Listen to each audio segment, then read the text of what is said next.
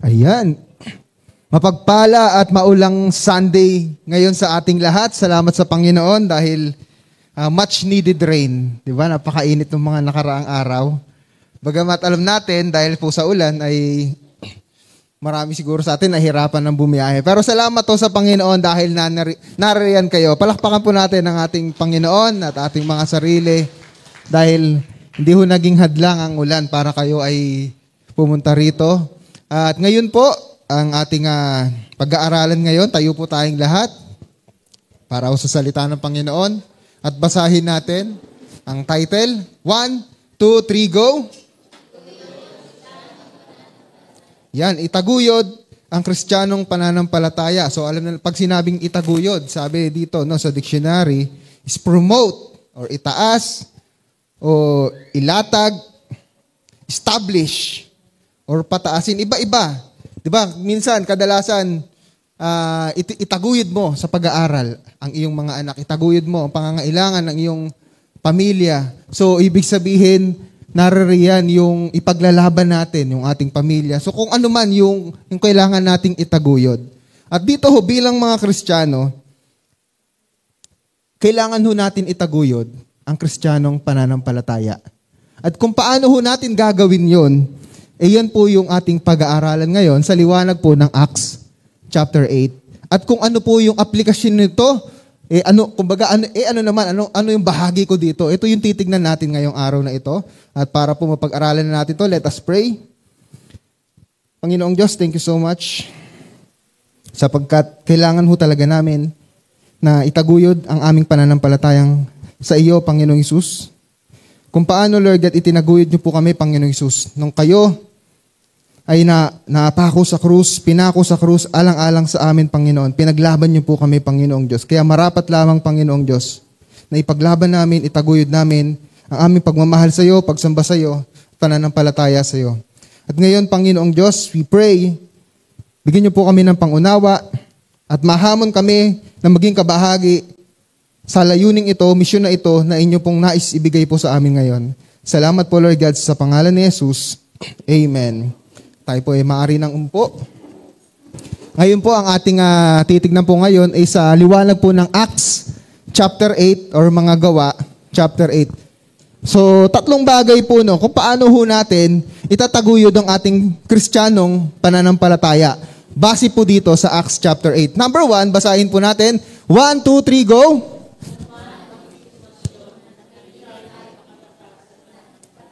Yan, anuman ang maging sitwasyon, anuman yung ating nararanasan, kailangan manatili tayong magpakatatag. Pag sinabi manatili, stay. 'Di ba? Kaya napakahalaga naririnig natin sa kanta And I will be still and know that you are God. Nasa Psalms chapter 46 yun. 'Di ba? Na manatili ka. Relax ka lang sa lengguwahe natin. Pero saan ka mananatili? Magpakatatag. Ito yung kailangan meron kang effort, meron kang gagawin. Magpapakatatag tayo sa pananampalataya sapagkat napakahirap po talaga na manatili sa pananampalataya. Lalong-lalo na manatiling magpakatatag sa pananampalataya dahil ang dami hong factors sa paligid. It's either mga negatibong nangyayari, negatibong emosyon, napakaraming mga temptations, napakahirap. Pero ito nga ang hamon sa atin, na manatili tayong magpakatatag sa ating pananampalataya. Iyan po yung unang-unang dapat nating gawin para masabi natin na itinataguyod natin ang Kristiyanong pananampalataya. Sabi dito sa verse 1, babasahin ko po sa verse 1, sinang-ayunan ni Saulo ang pagpatay kay Esteban. Meron ng pagpatay. Nang araw na iyon, nagsimula ang matinding pag-uusig. Ano ang sitwasyon? Merong matinding pag-uusig. Laban sa iglesia sa Jerusalem at maliban sa mga apostol, ang lahat ng sumampalataya ay nagkawatak-watak at nagpunta sa iba't ibang lugar sa lupain ng Judea at Samaria. Nakaranas sila ng matinding pag-uusig. Hindi lamang basta pagsubok, hindi lamang basta kinapos sila ng pera or binagyo sila, nilindol sila. Minsan makaka-recover ka siguro, 'di ba? Pagka may bagyo, lahat naman tayo naka-recover. Sino ba makakaisip na from nagsimula yung ating pangarap na malaking church nung tayo ay binaha. Diba? Doon tayo talaga nagising eh. Pero ito, yung mga walang control, wala tayong control sa panahon. Pero ito, lalong wala kang control sa mga tao na galit sa'yo. Galit sila sa'yo dahil hindi ka chismoso. Hindi yon. Galit sila sa'yo dahil kay Kristo. At ito yung naranasan nila. Sabi pa po dito sa verse 2. Basahin po natin verse 2. Yan, next na ba? Si Esteban sa susunod. Next slide. Yan. 1, 2, 3, go.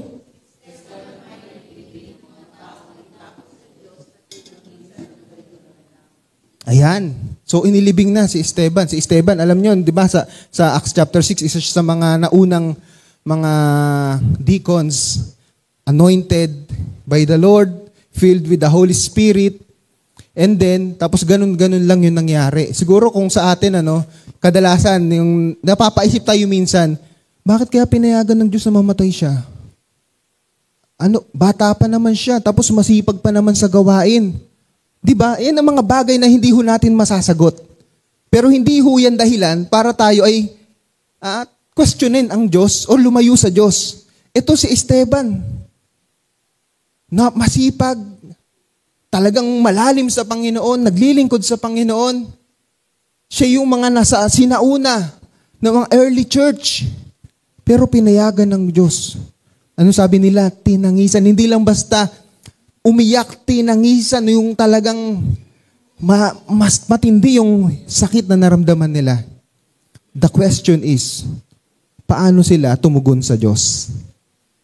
Sabi dito sa verse 3, samantala, sinikap ni Saulo na wasakin ang iglesia, pinasok niya ang mga bahay-bahay at kanyang kinaladkad at ibinilanggo ang mga sumasampalataya, maging lalaki o babae. So talagang napakatindi. Sinikap na wasakin ang iglesia. When we say sinikap na wasakin ang iglesia, hindi lamang ito tumutukoy sa building, kundi yung mga Kristiyano mismo, sapagkat ang mga Kristiyano, tayong mga Kristiyano, tayo yung church. Kaya nga sabi dito, kinaladkad. Ibinilanggo ang mga mananampalataya, maging lalaki o babae. Walang pinipili.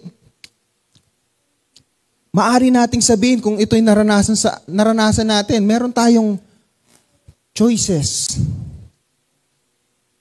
Renounce Christ, reject Christ, o itaguyod mo yung pananampalataya mo. Bakit kaya sila kinaladkad? Bakit sila ibinilanggo? Alam nyo na ang sagot. Kasi itinaguyod nila, ipinaglaban nila ang Kristiyanong pananampalataya, anuman ang naging sitwasyon nila. Ito po yung hamon na kailangan ho nating tularan. Mapalad ho tayo dito sa Pilipinas na hindi ho natin nararanasan ito. Kaya nga po, kung naipapanalangin po natin yung ating weekly bulletin, from every week ko naglalagay tayo, nakaraan, last week, North Korea, tapos nito number 2, Somalia. Ipinapanalangin natin yung mga bansa na napakatindi po yung nararanasan na persecution, pag-uusig. At kaya ho nagkakaroon tayo tuwing November 11 ng IDOP, International Day of Prayer, sapagkat ito po ay talagang nangyayari po hanggang ngayon. And we are so blessed na wala ho sa atin ang ganito. Minsan siguro tutuksuin ka lang sa eskwelahan. Ang corny mo, ay hindi na kita sasagutin. Ayoko ng born again na yan. 'Di ba? O kaya minsan siguro papagalitan tayo ng mga magulang natin. Pero hindi umaabot na ikaw ay ipapabarangay. 'Di ba? Isipin niyo kung tayo ay inuusog dito, no? Pinabarangay tayo, ang ingay-ingay niyo mag-worship service. Noong unang panahon, binabato pa po ito. Naalala ko sila Jeremy, kasama ko no? Meron dyan, niyuyug-yug yung gate. Yung taga dito po. Dati, niyuyug-yug. Tapos nilalak namin yung gate. Ganun po, no? Talagang nakakatakot. Ang laki ng katawan eh. Tapos minsan, si Jeremy din kasama ko, no? Naglalakad kami doon sa gitna. Nakikita ko, lumalapit eh. Pero inambahan kami. Akala ko susuntukin kami. Naku, yari. Kapitbahay lang po natin yon. Pero praise God po, no? Nung nagkaroon po ng bagyo, tayo ay nagkaroon sa World Vision, tapos nagbigay tayo ng tulong. Simula po no, naging friends na po natin. Kaya napakahalaga po, At talaga po tama po yung Bible eh. Huwag mong gantihan ng masama ang masama. Kundi gantihan mo ng mabuti. Ginantihan natin ng mabuti. Yun po sa World Vision, di ba? Binaha dito. Nakatanggap sila ng mga groceries, bigas. Naalala ko noon, banig. Ayan. Simula po nun, friends na po natin sila. Kaya praise God po, no? At wala na pong bumabato-bato sa atin ngayon. Praise God. So, at naalala pa natin, speaking of baha, pwede na natin gawing excuse nung unang panahon. Huwag na kaya tayo mag-worship service kasi baha naman eh. Pero itinaguyod po natin yun. At ang Diyos naman ay tumutulong sa atin. Ang mga, sino ho ng mga nakasama dito? Taas ho ang kamay sa HDX, taas ang kamay. Sa biyaya, sa karangalan ho ng Panginoon. Yan, kakaunti na lang po pala tayo, no? Ibig sabihin, marami sa atin mga baguhan. Praise God, ano? Pero nakakalungkot, wala yung iba, no? Ibig sabihin, ganun. Pero salamat po sa inyo sapagkat itinaguyod po ninyo ang ating Kristiyanong pananampalataya na kahit init na po tayo, yung praise and music ministry, hirap na po. Isipin nyo, di ba, magpiprepare pa kami, tapos itatabi ulit namin, tapos mainit po, nasa taas kami, although may hangin naman, pero ang pinakamahirap po doon, pagka nangamoy na po yung dito, nag-worship service kami, di ba, nakanganga ka? Hallelujah! Tapos bigla may melon amoy. Amoy, melon. Naranasan nyo naman yun, no? Pero may aircon na ho tayo. Pag nangamoy na, meron tayong di ba alam nyo naman yung amoy dito? Sa country na yung, dahil nga dati ay, nung bago pa lang na tinatambakan ng basura yan. Ay, nandiyan pala si nanay, Di ba, nanay Erlinda, doon nung unang panahon. Kasi yan Laguna Lake yan. Tapos tinambakan ng basura. At ngayon, simentado na po. Pero nung unang panahon, no, talagang ang tapang ng amoy. Pero itinaguyod ho natin. Bakit ho? Kasi it is not for the sake of just na maka-attend lang tayo or for the sake of Pastor Joe or anybody ng mga leaders natin. Sapagkat tinataguyod natin ito sapagkat ang keyword po natin, pananampalatayang Kristiyano. What is the root word of Kristiyano? Kristo. Christ. Tatandaan natin yan. It's because of Christ. Not because of us. Because of Christ. Number 2, paano ho natin itataguyod ang ating pananampalataya sa liwanag ng Acts chapter 8. 1, 2, 3, basa.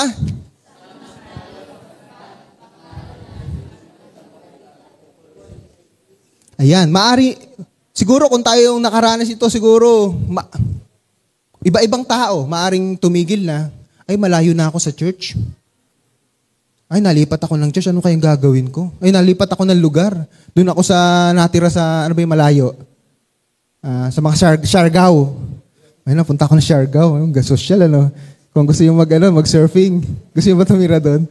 Ibig sabihin, napalayo ka sa church, ayoko na umatin. Siguro, ano ba gagawin ko?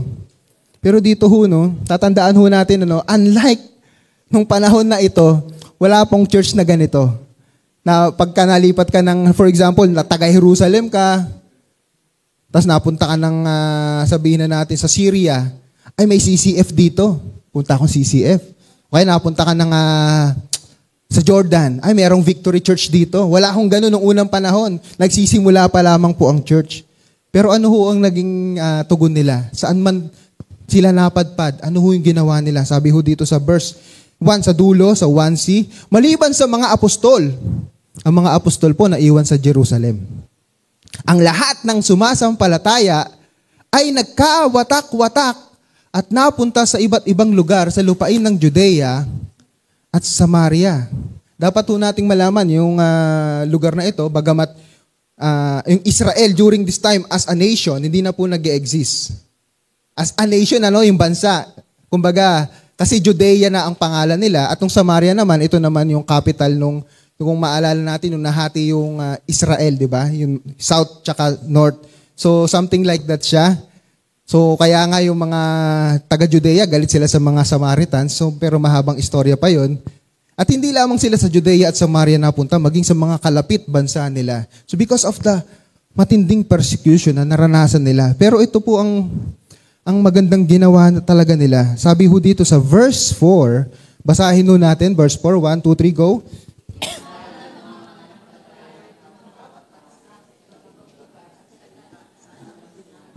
Saan man sila nagpunta, anong ginawa nila? Ipinangaral ang salita. Pwede nating sabihin, Ay, trabaho lang ng pastor yan. Bahala sila dyan. Trabaho lang ng mga elders yan. Trabaho lang ng mga leaders namin yan. Pero balikan natin yung verse 1. Ano sabi sa verse 1? Maliban sa mga apostol. Ibig sabihin, yung mga apostol na iwan sa Jerusalem. Tapos, yung mga hindi apostol, sila ay napunta sa iba't ibang mga lugar. Pero sila na napunta sa iba't ibang lugar, imbis na manahimik, nag-ingay sa kanilang pananampalataya, itinaguyod ang Kristiyanong pananampalataya sa pamamagitan ng pangangaral ng salita ng Diyos. Sabi ko dito, sa verse 5, sa pagpapatuloy, nagpunta si Felipe sa lungsod ng Samaria at ipinahayag doon ang Kristo. Hindi ho naging hadlang yung pag-uusig na naranasan nila sapagkat naiintindihan nila katotohanan ang aming ipinapangaral. Totoo ang mensahe ni Kristo. Totoo na nabuhay si Jesus mula sa mga patay. Muli siyang nabuhay. Siya ay naghahari ngayon at yun ang kanilang ipinapangaral. Kaya napakaganda ho ng kanilang ginawa. At ito po ang dahilan kaya ho umabot po sa Pilipinas. Diba? Sa buong mundo, ang ibang hindi ho natin makikilala si Kristo. Sabi dito sa verse 25, pagkatapos magpatotoo at mangaral ng salita ng Panginoon, bumalik sa Jerusalem sina Pedro at Juan. Ito po, dumalaw. Kung babasahin po natin yung mga, kasi lumaktaw na tayo dito, verse 25 na agad. Dahil nalaman nila Pedro, nila Juan, yung ginawa ng mga mananampalataya, ang galing, hindi sila nanahimik. Mula sa Jerusalem, binisita nila yung mga Kristiyano, yung kapwa nila mananampalataya. Bumalik sa Jerusalem sina Pedro at Juan, ipinangaral nila ang magandang balita tungkol kay Kristo sa maraming nayon ng Samaria na kanilang dinaanan. At tayo po ay nakikigalak sa ginawa ho ng mga kabataan kahapon. Pasensya na, hindi tayo nakasama sa mahon na pakaramdam natin. So kahapon po, sila ay nag-evangelize. And 28, ayan po yung the reason, the why we exist. Siyempre, ang pagsamba, hindi ho natin pwedeng alisin yan. Pero kung hanggang pagsamba lamang po ang church, the church will not grow.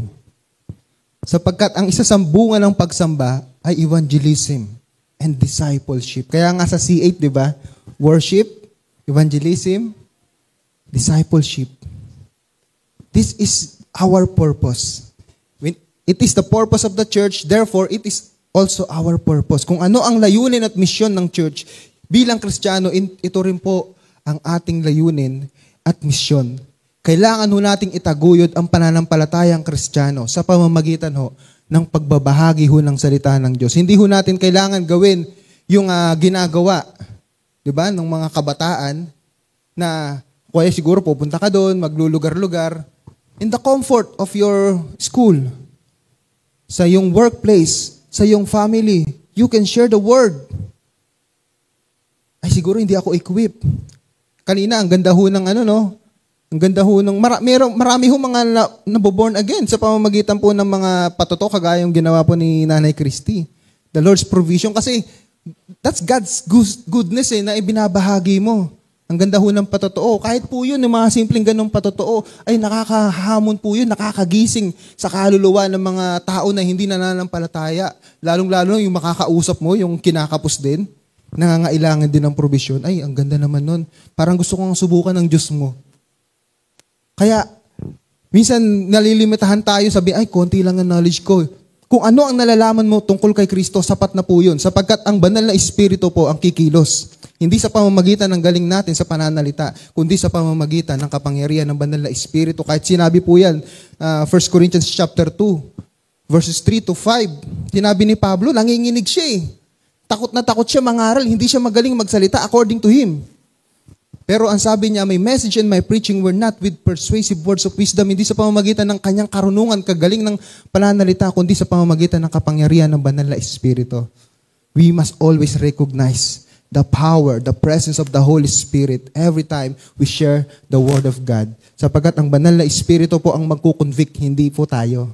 Amen? Therefore, itaguyod po natin ang pananampalatayang Kristiyano sa pamamagitan ho ng pangangaral. Number 3, basahin po natin. And last but not the least, 1, 2, 3, go.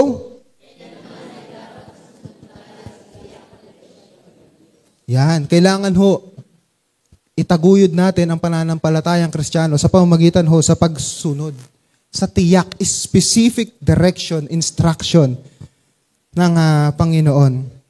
Maaring ito ang kailangan dito, balanse. Kasi, minsan, wala naman sa Bible yan pero yung principle.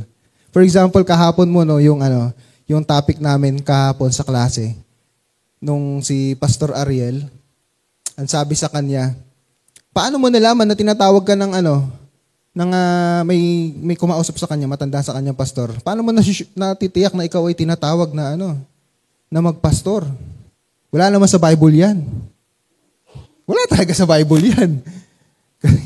Diba? Pero paano mo matitiyak? So, tayo, sa unang-una, yung inner witness. Pero syempre, susuportahan po ng Biblia yan. Yung plano mo ba yan, nasusulat ba yan? Syempre, pagpapastor, this is really a calling. Maraming mga factors. Pag yung mga specific instruction, definitely para sa iyo yan, hindi para sa lahat. So, dito later on malalaman natin ano po ba yung direksyon ng Panginoon sa ating iglesia. Pero tingnan natin dito, para mas matutunan pa natin, sabi dito sa Acts chapter 8 pa rin, sa verse 26, pagkatapos sinabi ng isang anghel ng Panginoon kay Felipe. Ang anghel po, ang ibig sabihin po na messenger.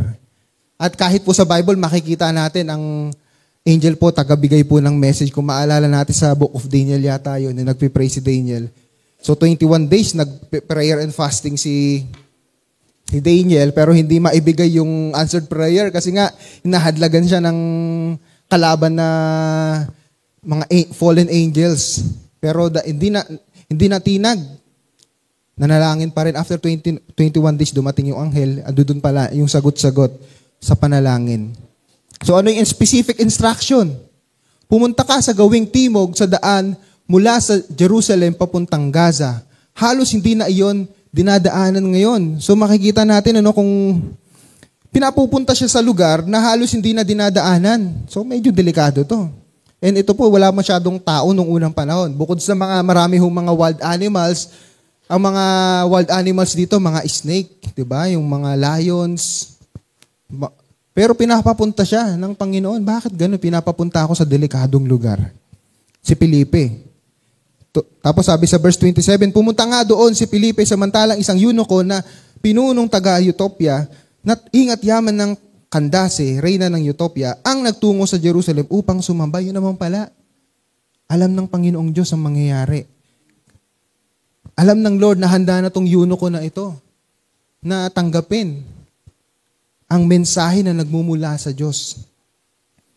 Tapos sabi dito at 28, at pauwi na noon, nakasakay sa kanyang karwahe at nagbabasa ng aklat ni propeta ay Isaias. Nagbabasa ng Old Testament. Pagkat Old Testament pa lamang po ang Bible nila noong unang panahon. Tapos again, specific instruction.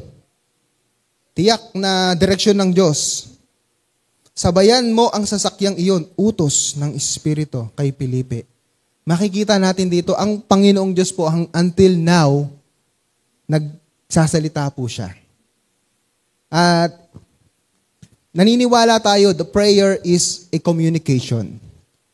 But in reality, talagang ang panalangin ba ay communication sa atin? When we say communication, dapat pareho kayong dalawa nagsasalita.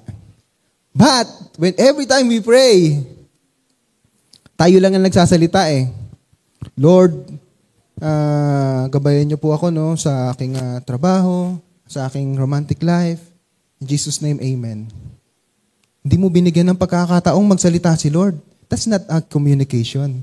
Communication, dapat si Lord. Until now, the Lord speaks. Kaya minsan akala natin, hindi naman nagsasalita si Lord sa akin. Because we are not giving Him the opportunity. And at the same time, meron hong malinaw na sinasabi sa Romans chapter 12 verses 1 and 2. Diba? Yung worship God, ialay natin ng ating buhay na tulad ng buhay na handog. Tapos sabi dun sa verse 2, do not conform any longer to the pattern of this world. Then you may know yung kalooban ng Lord. Malalaman mo ang kalooban ng Panginoon.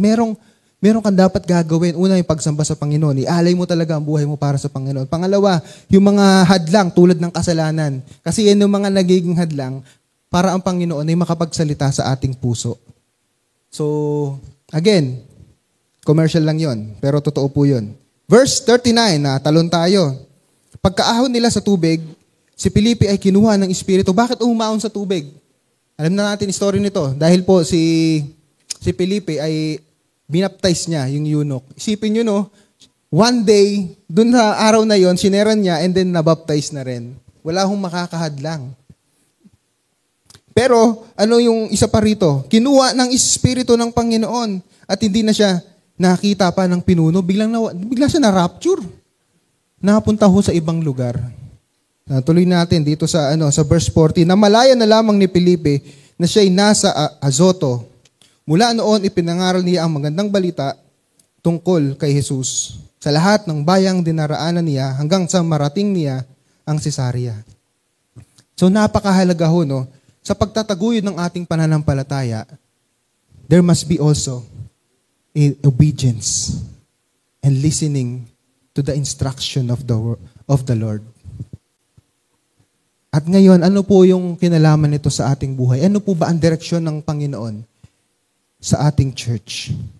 At paano ako magiging kabahagi dito? Napakahalaga ho na tayo ay maging sensitive sa direksyon ng Panginoon.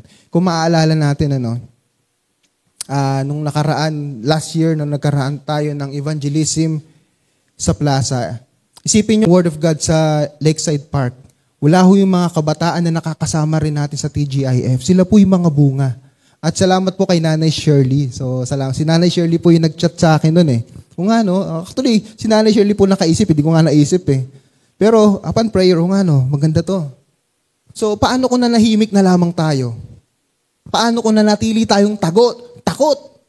Hindi natin itinaguyod ang pananampalatayang Kristiyano. Darating ang panahon, mauubos ho tayo. Tatanda tayo, pero wala nang bagong generation na darating. Kailangan ho natin itaguyod ang ating pananampalataya sa pamamagitan ho ng pagiging matatag sa ating pananampalataya, sa pangangaral ng salita ng Diyos, at syempre sa pagsunod sa direksyon ng Panginoong Diyos. At nais ko pong ipakita sa inyo itong mapa na ito. Ano kayang mapa yan?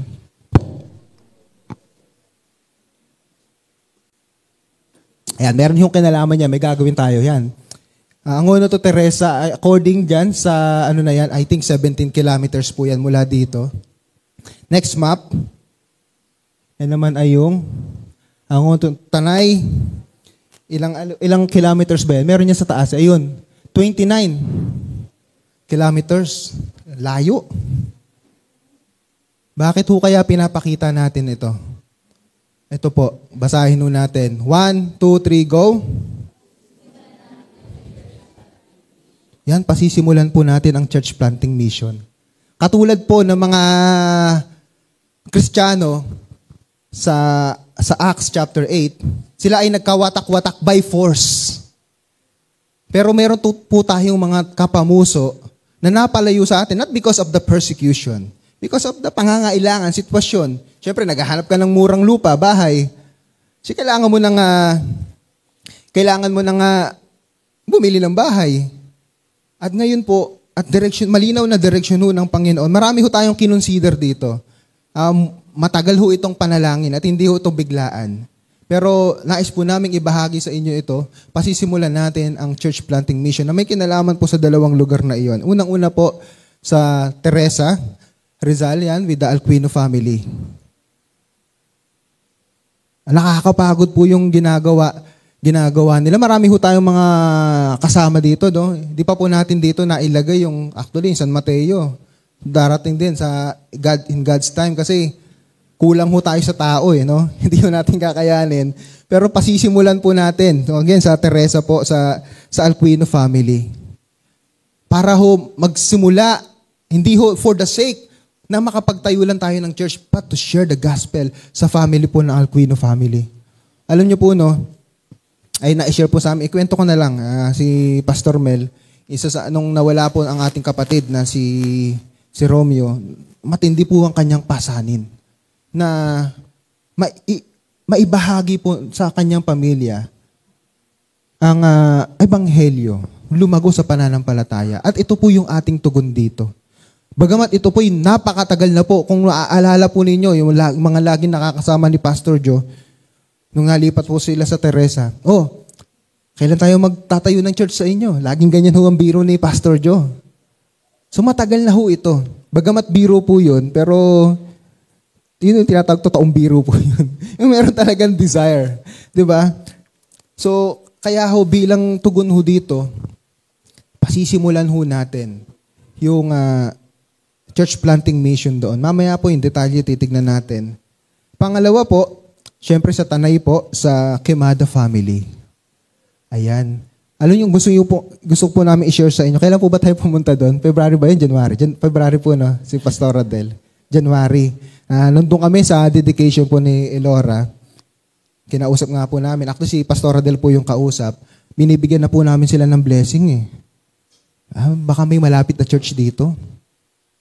Binibigyan na namin kayo ng blessing kasi mahirap wala kayong fellowship. Atid na kayo sa ano. Ganun na po. Kasi imposible na po sila makapunta rito dahil apat na po sila ngayon at motor lang po yung kanilang sasakyan. Alam niyo po yung sagot nila? Sa JSOSCC po kami. Di ba? Nakaka-touch yun eh. So, on our part, ito po yung magiging bahagi natin. Tayo po ang pupunta. At ito po ay biblical. And again, we believe na ito po ay perfect timing. Kasi marami pa po tayong pinanalangin in details. Matagal, 2022 pa, nagpipray na Lord, sana magkaroon tayo ng mga kamanggagawa. Mamaya, didetalyahin natin. Kasi hindi ko kaya to eh. Hindi ko po kaya mag-isa to. Aaminin ko po sa inyo. At ako po ay inexperienced. Hindi po ako magaling. Nung nag-usap nga kami na last Monday nila Pastor Mel, sabi ko, sunod lang tayo kasi malinaw na direksyon. Hindi ko po alam kung anong mangyayari after 1 year. Pero malinaw po ang direksyon. We need to move. We need to pumunta dun sa lugar na yon, itaguyod ang pananampalatayang Kristiyano. Kaya ho, pasisimulan ito sa pamamagitan ho ng pagkakaroon po ng house church. Yan. So next slide tayo. Magkakaroon po muna tayo ng house church. Baka isipin natin para tayong CCF or Victory. Ay, mangupahan tayo ng mall, doon tayo. Yes, OSCC. Ano pang mall sa Teresa? Wala ba? Sa Tanay meron ba? O kaya mga, di ba usually mga ganyan eh. Wala akong tayong pang-upa. Mahal po ang upa sa mall. Sa pamamagitan po ng house church. Unang-una po, ito po ay naaayon sa Biblia. Sabi ho dito sa Romans chapter 16 verse 5. Ikumusta rin ninyo ako sa iglesyang nagtitipon sa kanilang bahay. Isipin nyo yung church nasa bahay. Ano kaya ibig sabihin nun? Kasi wala ho talagang ganitong church nung unang panahon. Sa bahay ho talaga ang church. Sa bahay. Kasi ang church ay yung mga Kristiyano. At sa pamamagitan po nito, ay sisimulan nga po natin ang house church sa Tanay at sa Teresa. At pangalawa po na gusto ko pong ibahagi sa inyo, nagsimula po ang JSOSCC sa house church. Wala pa po itong lugar na ito. Hindi ko alam kung pinanganak na si Gised nung panahon na yon. Hindi pa pinapanganak. Yun. Naibahagi nga po sa akin nila Tatay Boy na nag-worship service po sila sa kanilang bahay ngayon. Yung bahay po nila ngayon, doon po nagsimula. Until eventually, nagkaroon ng Bible study. Sila Tatay Ray naman, yung mga sinauna po sila eh. Mga sinaunang Jurassic members. So yun po, sila yung mga sinaunang tao ng JSOSCC. Sinaunang tao, So, pero nakikita nyo naman, di ba? Itinaguyod po nila ang pananampalatayang Kristiyano. Yan po yung tutularan natin. Di ba? Na yung magtampo lang, ay ayoko umattend, di ba? Bawa ngayon, di ba, may house church tayo. Ay, galit ako sa pastor namin. Doon ako sa JSOS Tanay. Namasahe pa, Bahala kayo kung gusto nyo.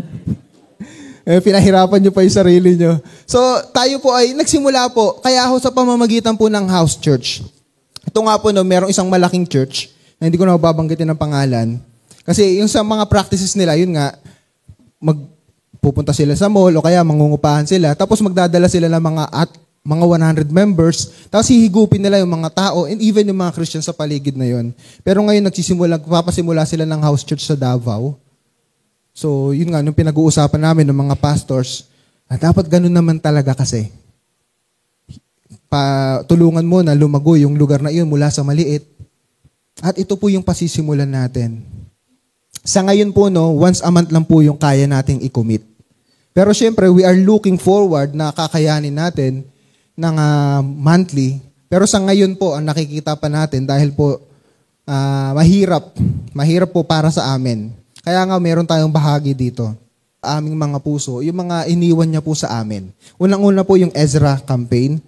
Ano pa yan 2009 Kailan ba nagsimula ang Ezra? Pangalawa, sa na yata, 2012. Yung habagat. Doon na tayo nagising kasi yung una ondoy, 2009. Pero nung pangalawang beses na binaha, nagkaroon na ng Ezra, yung pagpapaayos ng lugar, nagpunta pa tayo ng San Martin, nagpray tayo. Diba? At ngayon po, sa biyaya po ng Panginoong Diyos, bagamat si Pastor Joe, para po siyang si Moses Hindi ho nakita itong church na ito. Pero tayo po yung parang mga Joshua generation. Tayo po yung nagpapatuloy. Siyempre, yung Katha po, salamat po kay Ate Elaine na nagpapatuloy nito kasi hindi ho namin kaya yung ginagawa ni Pastor Joe, pati ni Ate Elaine. Yung sa Katha, next month, meron tayong, yung exhibit po nung nakaraan ng January, sa Katha po yun, at ngayon pong April, ito po yung mga pagpapatuloy ng pangitain po ni Pastor Joe na maipahayag po ang Ebanghelyo sa pamamagitan ng Katha. At siyempre po yung satellite church, and in the long run, maging daughter church. Sa katunayan po, yung mga malalapit po kay Pastor Joe was so, I don't know if the desperate is the right word or the right term na gamitin. All or nothing po, tinaya ni Pastor Joe yung sa bilibiran. Tapos sinasabi lagi sa akin ni Pastor Joe, diyan ka magsimula ka muna, magpastor ka diyan ka mangaral. Kaya ginastusan po talaga yung bilibiran. Nagkakaroon ng mga meetings doon. Because of that vision, bagamat na may vision na magtayo ng church doon, bagamat sabi ni Pastor Joe, ang lapit. Parang nalalapitan siya, mga ganon. Pero, syempre, yung timing, hindi natin alam yung timing Pero, wala pa naman taga Teresa nung panahon na yun, wala pa naman taga Tanay nung panahon na yun. Diba yung timing, consider natin. At ito po yung pinagpapatuloy natin. Ngayon, kaya meron tayong imbitasyon. Ikaw ay inaanyayahan namin na sumuporta sa mission na ito. Bawat isa sa atin, meron tayong bahagi. If you want to become part of this great mission, the Great Commission, paano Number 1. Basahin po natin. 1, 2, 3, go. Kailangan namin ng inyong panalangin. Sabi ni Pablo sa Romans chapter 15 verse 30, mga kapatid, nakikiusap ako sa inyo alang-alang sa ating Panginoong Hesukristo at sa pag-ibig ng Espiritu. Tulungan ninyo ako sa pamamagitan ng inyong taimtim na pananalangin para sa akin. Kung makikita natin yung context niyan, marami siyang binati dyan Pero bakit siya kailangan tulungan? Para maipangaral ang Ebanghelyo. Saan mo po siya magpunta? At inulit niya po yan sa Ephesians chapter 6 verse 19. Ipanalangin din ninyong ako'y pagkalooban ng wastong pananalita upang buong tapang kong maipahayag ang hiwaga ng magandang balitang ito. Napakarami pa pong mga verses na si Pablo po humihingi ng prayer request. No wonder bakit ganun na lamang si Pablo, very effective ang kaniyang ministry. Bukod siya ay tao ng panalangin, hindi siyang nahihiyang humingi ng panalangin. Ang pagiging kabahagi po natin sa pananalangin, ito po, number 1, hindi natin pwedeng sabihin, walang kwenta yan. Hindi. Because God works in a way that we do not see. He works in ways we cannot see. He will make a way for me. Ganun po ang Panginoon. Hindi yun nakikita, di ba, yung shinare nga ni Nanay Christy kanina? Sino ba lang akalain na may kakilala pa sila dun sa ospital na iyon? But God moves. na sa paraang hindi mo nakikita. Pumusta pusta. Sabi ni Nanay Christine, Panginoon, ma-resolve lang tong problema na ito. Pupunta na kami sa church. Hindi alam ni Nanay Christine, may sagot na pala si Lord. Sige, ito pa rin mo yung salita mo. Kaya nakikita natin si Nanay Christine dito. Si Lord po kumikilos sa paraang hindi natin nakikita. Therefore, we must trust in His ways, in His perfect timing. Again, number 2, paano tayo maging kabahagi dito? 1, 2, 3, go! Yan. Kailangan natin. Meron tayong tithes and offering. Meron tayong Ezra Fund. Hindi pa po natatapos yung marami pa po tayong gagawin dito kagaya ng CR yung nasa harap. At syempre, nadadagdagan po ngayon yung Missions Fund naman. Idagdag natin sa ating pagkakaloob sa Panginoon para maitaguyod natin ang gawain na ito. Para saan po ito? Unang-una, syempre, para mapondohan yung mga pupunta ka doon, babiyahe ka doon, transportation ng mga kasama natin. Sa ngayon po kasi, ang ating pamamaraan ngayon, motor-motor muna tayo, So, dahil wala pa po tayong sasakyan, kaya napakahalaga ng ating pananalangin at ating generous giving. From now on po, we are inviting you to support this by giving. Hindi karagdagan po ito, hindi po ito kabawasan, Ay, babawasan ko yung tithes namin para sa mission fund. No. Huwag yun na lang po bawasan yung tithes nyo. Okay? Pero this is a challenge. If you believe that God can multiply the blessings, naniniwala ka na kaya kang pagpalain ng Diyos na higit pa sa inaakala mo, idagdag po natin ito sa pananampalataya natin. Missions Fund. Wala naman po itong percent. Siguro mga baka 10%, hindi, wala ho. Kung according po sa puso mo, yung Missions Fund na ito. Sabi dito, sa Philippians chapter 4, verses 15 to 16. Sa second missionary journey po ni Pablo.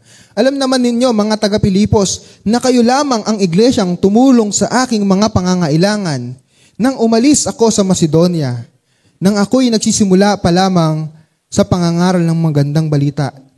Nangangaral siya sa Macedonia, pero ang tumulong, taga-Pilipos. Wala pa pong budget, Teresa, wala pa tayong budget para sa, syempre yung Tanay. Saan po manggagaling? Dito po sa atin. Ganun din, di ba? Ang mga taga-Pilipos ang nag-provide para sa gawain sa Macedonia. We need to provide. Kaya nga, sabi dito sa Philippians 4:19, hindi ko natin nailagay dyan, yung nakakaalala, and my God will supply all your needs according to His riches and glory. If you believe that God can provide you, can multiply the blessings na matatanggap mo, sumuporta po tayo dito sa pamamagitan sa pagbabahagi sa Missions Fund. Number 2. And number 3. Basahin po natin. 1, 2, 3, go. Yan. So we are calling for volunteers. Unang-una so bumubuo, may mga kinausap na ako, kailangan natin ng church planting committee dito. Again, pare-pareho kaming walang experience dito. Pero hindi pwedeng maging excuse ito para hindi gawin to. Kasi this is the perfect timing. Ito na yung direksyon ng Panginoon. So may mga kinausap tayo. And then we are calling for lay workers and lay ministers. Ano po yung lay workers? Hindi kinakailangan na kailangan mga pastor lang kasama dyan. Hindi. Kasi yung simpleng ando dun yung presence mo, tagatulong ka sa presentation, tutulong sa amin. Kasi nung unang panahon, pag nagsisimula ang church, mahirap po talaga. Nung panahon, nagsisimula po ang JSOCC. Kahit sa ang church, hindi lamang po dito. Yung pastor nung unang panahon, ikaw na yung tagalinis, ikaw na taga-ayos ng upuan, ikaw na yung banda, ikaw na yung singer, ikaw yung preacher, tapos ikaw pa maglilinis ulit, ikaw pa ulit magliligpit. Ganyan nung unang panahon. Pero syempre, ngayon po na tayo po ay pinagpala ng Panginoon, na tayo pinarami, kailangan natin ng mga lay workers and lay ministers. Ano po sila? They are not ordained pastors. Minsan kasi mayroong mga technical. Pastor ba yan? Bakit mo hinayaang ordained pastor ba yan? Napaka-technical. Diba? Pero what is the principle versus the culture or the form? Meron ganun eh. Ano yung prinsipyo? Ipangaral mo. Regardless if that is ordained or not. Wala ka naman makikita sa Bible na kailangan ordained lang eh. Di ba? Kaya napakahalaga po, no, na tayo ay maging kabahagi po dito. Again, sa pamamagitan po ng pagiging volunteer po, kamanggagawa, at yung number 2, yung sa missions fund, and syempre yung number 1 kanina, sa pamamagitan ng panalangin. At alam niyo po, ramdam na ramdam ko po yung hadlang po ng kaaway. Gusto ko lang po i-share sa inyo, no? Kaya ho kami na late kanina, around mga 4:30 yata, 4 o'clock. Pumunta kami sa Angono Medics kanina kasi si Elijah, puno siya ng pantal kanina. So, dinala namin sa Angono Medics. So, nakauwi na kami 5+. And then kahapon ho, nilalagnat ako. So, hindi na ako umattend sa meeting sa Tikling. Dapat may kami sa parent-teacher conference. So, maraming mga hadlang. Tapos ngayon, umuulan. Lord, talagang, sabi ko nga hindi tayo papipigil. Sa totoo, hindi ako naniniwala na magkakasakit ako sa ulan. Sinipon lang talaga ako. Kung kailangan lumusob doon na umuulan, lusob tayo. 'Di ba? So, yung mga kasama po namin. Alright? Gusto ko po, sa pagtatapos po, gusto ko po i-share sa inyo itong mapa na ito. Siguro yung iba alam nila. Ayun, nakikita niyong mapa. So, United States, Bangladesh yata yung isa eh. Yun yung USA po ito, tapos yung nasa taas USA din yung Alaska. At siyempre, makikita natin yung Pilipinas. Noong 1994 ho, merong mga nag-mission dito, mga taga-Amerika. March 1994. So, nagpasimula po sila ng campus ministry. At ngayon po ay napakarami na po nila simula nung panahon na yon. Kasi hindi naman nila akalain. Ito po sila ngayon. Ito na po yung mapa nila. Iba't ibang bansa po yan. At nung tinignan ko, grabe meron sila sa Iran. Ay grabe meron sila sa Pakistan, yung mga persecuted na bansa. Ibig sabihin, mga patago siguro to mga to. Meron sila sa China. Mula 1994. Ayan, again, pagtingnan natin yung mapa, 3 bansa lang. Diba, USA, kasi yung pinanood ko yung patotoo, sabi, Kuala Lumpur eh. Pero yung mapa kanina, Bangladesh eh. Tapos Pilipinas, 3 bansa lang. Pero ngayon po, ayan na. Anong pong church ito? Ito po, no? Next slide. Yan po yung Every Nation. Na ginagamit natin, di ba? Tapos meron silang pinapanalangin doon. At malaking bagay po na meron tayong pinaggagayahan. Sabi nga sabi ni Vico Soto, pag maganda naman, gayahin mo. Ngayon kasi parang pag nanggaya ka, parang kasalanan mo pa manggaya, no? Pero sabi nga ni Mayor Vico, pag maganda naman ang halimbawa, ano naman ang pipigil para gayahin natin? At ito po, no, yung Every Nation, paano ho sila lumago? Sa campus ministry. Again, karagdagan po, hindi natin nailagay dito. Let us always pray also sa TGIF. Support them with prayers. And even yung mga donasyon, pwede tayo mag-donate. Ang dami ho nilang pangangailangan. Marami ho sa atin, mga nasa taas ho, no? Kalahati po ng nasa taas sa tech team natin. Galing ho sa TGIF. Marami ho tayong mga kabataan dito, galing ho sa TGIF. Marami ho tayong mga worker ng mga kabataan, galing ho sa TGIF. Ano po yung point dito? Hindi ho natin dinidisregard ang lahat ng ministry. Pero, statistic na nagsasabi, mula kay Brother Eddie Villanueva, mula dito sa Every Nation, mula sa CCF, ang kabataan talaga, campus ministry. Kahit yung CCC Campus Crusade for Christ ni Mr. Pastor Bill Bright, talagang napakalaki po ng bahagi ng ministeryo. Kaya idinamin na natin, let us pray for the TGIF. They are doing great. Diba? So, kaya ho mga kapamuso, wala ho tayong excuse. Pwede ho tayong tumulong dito sa misyon na ito, na itaguyod ang pananampalatayang Kristiyano sa Tanay at sa Teresa. Sa pamamagitan ho ng pananalangin, sa pamamagitan ng ating pagbibigay, pagkakaloob, at siyempre, sa pamamagitan ng ating pagiging kabahagi, volunteer workers dito. Kung nararamdaman mo na ikaw ay tinatawag ng Panginoon. And I invite everyone na tumayo. And siguro next week, let us present yung mga, kung loloobin ng Panginoon, kung mabuo na talaga yung ating team. Sapagkat, sabi ko na nga po sa inyo, napakahirap ito kasi nagdadagdag kami. Yung nakaraan, parang minabasa ako sa GC natin, di ba? Merong nag-chat ng nangangailangan ng volunteers. kailangan talaga natin ng marami pang mga kamanggagawa. Punong-puno po yung ating mga kasama. Ang dami hong isipin mo minsan, no, 3 ministry. Kasi walang sumasalo. Pero napakalaking hadlang ho ito. Kaya ho, mga kapamos, I just want to share this song. Ang title po, no? Send Me.